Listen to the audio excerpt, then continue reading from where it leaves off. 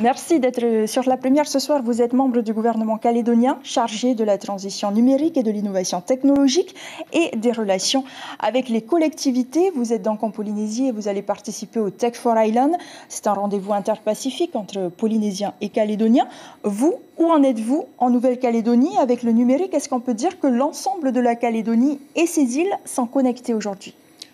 Bon, le dire, tout d'abord, si vous me permettez, moi, adresser mes salutations et mes respects aux autorités politiques du gouvernement de la Polynésie, les autorités de l'État, les autorités religieuses et le monde économique et aussi culturel du Fénois.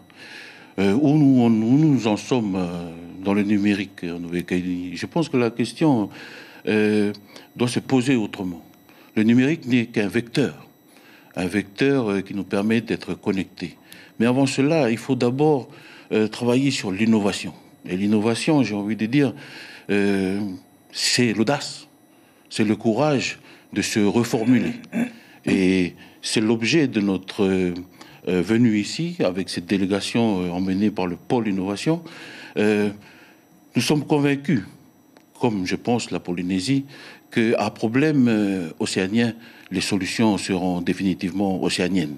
Et des solutions que nous avons humblement et modestement développées en Nouvelle-Calédonie pourraient être développées ici. Et des solutions ici pourraient être développées aussi inversement en Nouvelle-Calédonie. Donc l'objet de venir ici, ce n'est ni plus ni moins que de reproduire des schémas de pensée et aussi de mobilité que nos anciens avaient déjà à l'époque. Parce que, on le sait très bien, si nous restons enfermés dans nos bocaux à poissons, nous mourrons de consanguinité physique et mentale. Donc, venir à Tech for Island, c'est soutenir la dynamique portée par la French Tech de la Polynésie, et c'est nous rejoindre dans un océan des possibles où nous pouvons créer un terreau favorable, dynamique, structurant, en fonction de notre réalité géographique et humaine. Alors, en Nouvelle-Calédonie et en Polynésie, on le sait, l'accès à Internet reste très coûteux. Partant de ce constat, est-ce qu'il est possible, sincèrement, de développer des solutions réalisables pour faire face à l'urgence climatique, si on n'a pas les moyens financiers? Oui, mais il y a aussi ce problème de financement. C'est ce qu'on appellerait le vent qui souffle sur la voile de la pirogue. Et vous avez une start-up, pas pour faire de la publicité pour elle, mais elle est dans le financement participatif, les levées de fonds, c'est Investing Pacific, qui est venue s'installer en Nouvelle-Calédonie.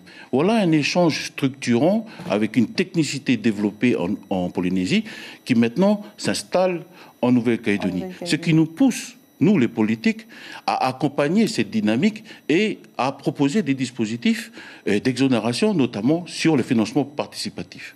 Merci beaucoup. En Nouvelle-Calédonie, nous avons aussi développé le statut des jeunes entrepreneurs innovants, tout un tas de dispositifs. Tout cela, pourquoi? Pour accompagner cette dynamique. Ces startups. Merci beaucoup, Vaimoua Mouliava, d'avoir répondu à nos questions ce soir. C'est un événement que nous suivrons de très près, puisque le Tech for Island, c'est à partir de demain jusqu'au 15 octobre.